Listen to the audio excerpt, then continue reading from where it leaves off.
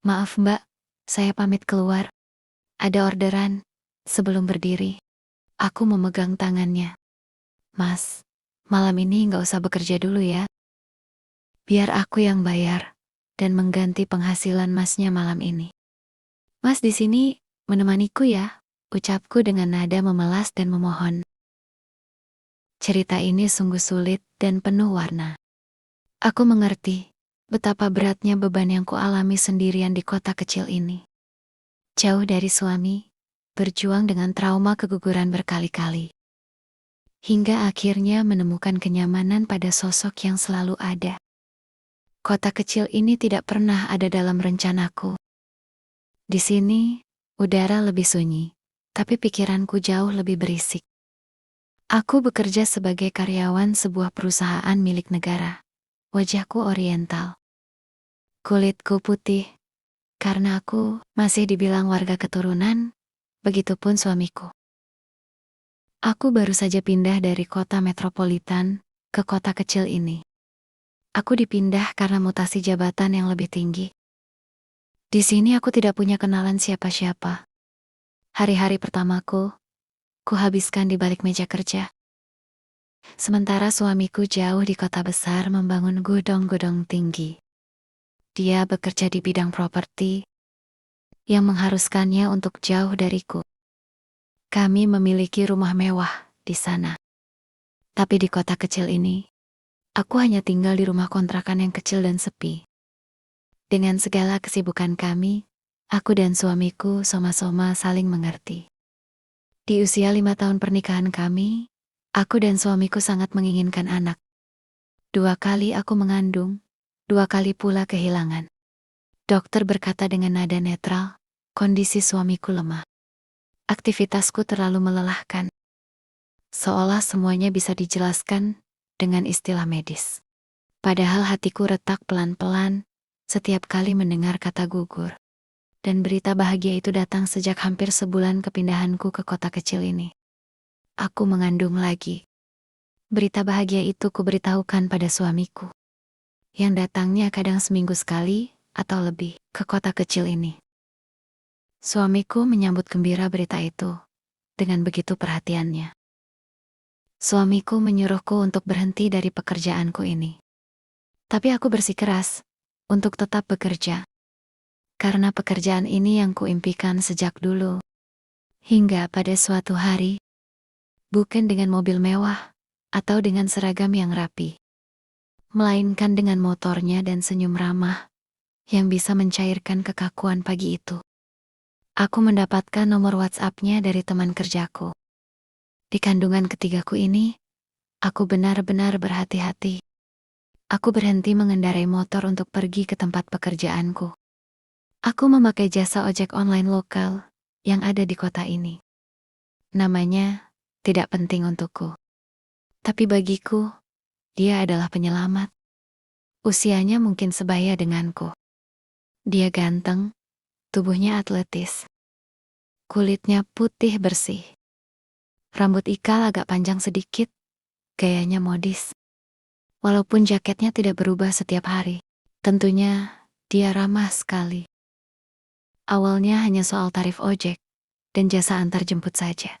Namun lesung di pipinya membuat senyumannya terasa manis.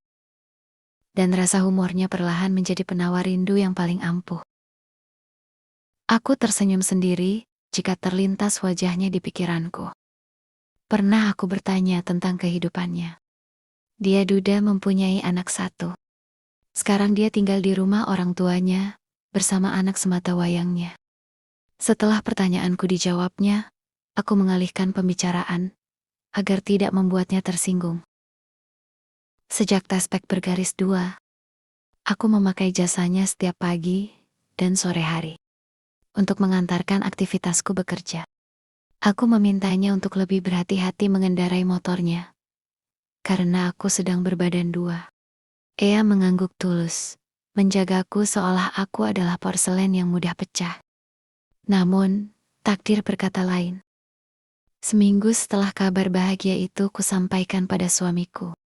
Aku kembali kehilangan. Mungkin kelelahan, karena tekanan laporan administrasi di akhir tahun. Di tengah kebingungan dan kesedihan, aku menelpon untuk meminta Mas Ojol datang ke rumahku karena di sini aku tidak punya siapa-siapa lagi yang harus kuhubungi. Dengan sigap dia mengantarku ke rumah sakit. Tidak hanya itu, dia membantu aku menyediakan segala kebutuhanku selama aku opname. Dia juga dengan telaten menyuap makanan ke mulutku saat aku kehilangan tenagaku, menyiapkan air hangat, dan membersihkan sebagian tubuhku.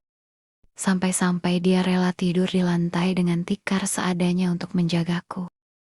Saat dia terlelap, aku menengok wajahnya.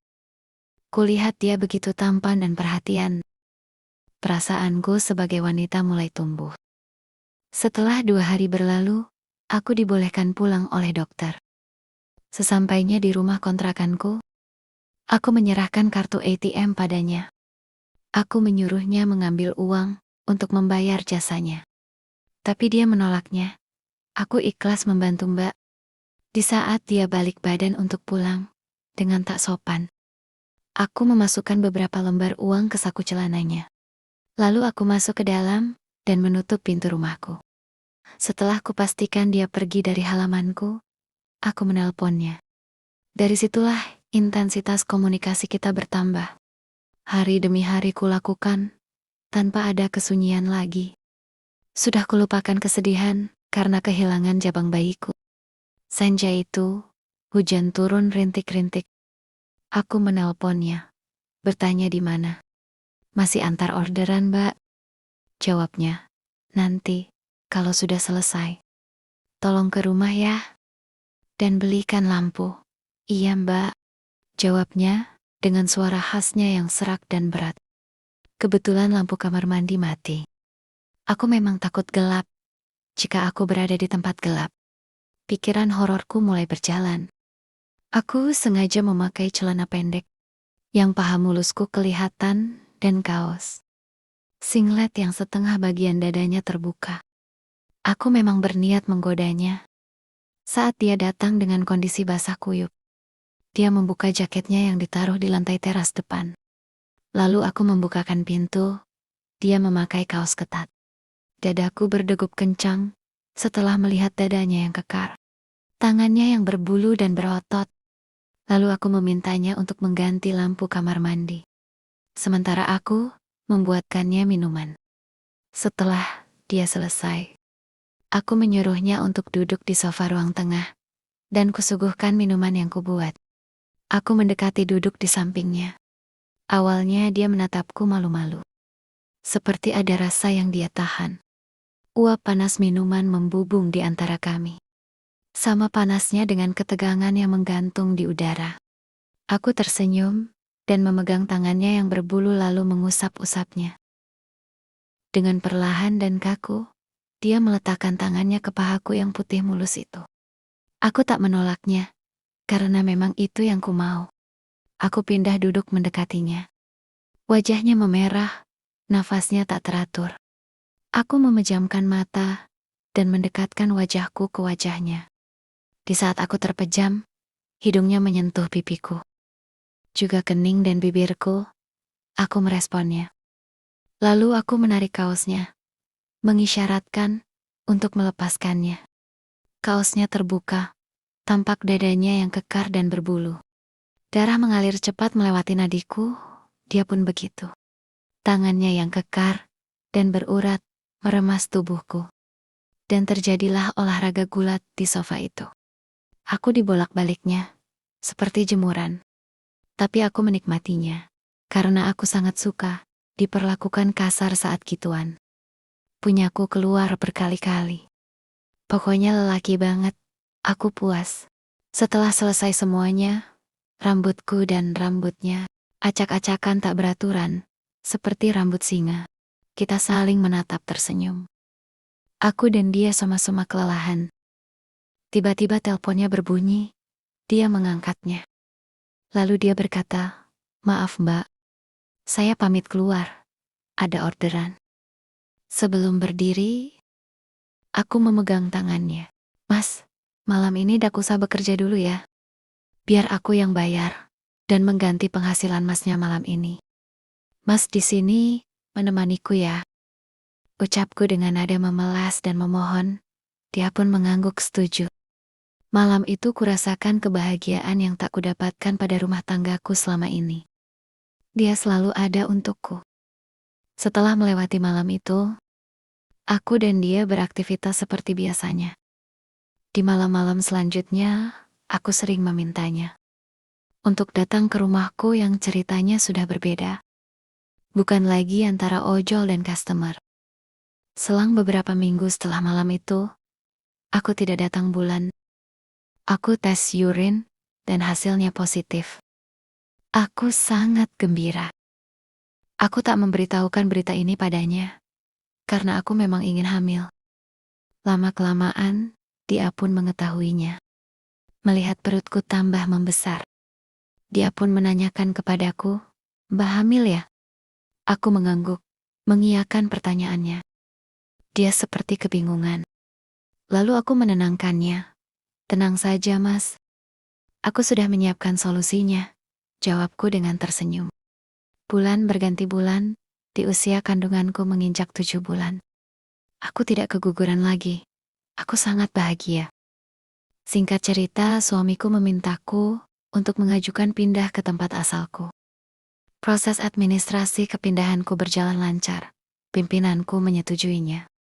Kurang 2 hari sebelum kepindahanku, aku meminta ojol gantengku datang ke rumahku. Aku bercerita tentang kepindahanku dan sekalian pamit padanya. Wajahnya menunjukkan kesedihan yang mendalam. Aku berusaha menghiburnya. "Sabar ya, Mas. Mas masih bisa menghubungiku. Aku sudah mentransfer sejumlah uang ke rekeningmu, Mas. Untuk biaya Mas dan anak Mas. Terima kasih sudah menemaniku selama di sini. Suatu saat aku akan menemui Mas," ucapku sambil tersenyum dan memeluknya. Setelah kepindahanku ke tempat asalku, selang berapa bulan kemudian, aku melahirkan anak laki-laki. Wajahnya mirip sekali dengan Mas Ojol. Suamiku bahagia sekali. Walaupun tidak ada kemiripan dengan suamiku, karena dia sudah ingin mempunyai anak. Aku hanya bisa diam, menyimpan rahasia ini seumur hidupku. Biarlah anak ini menjadi pengingat kenangan terindahku dengan Mas Ojol gantengku.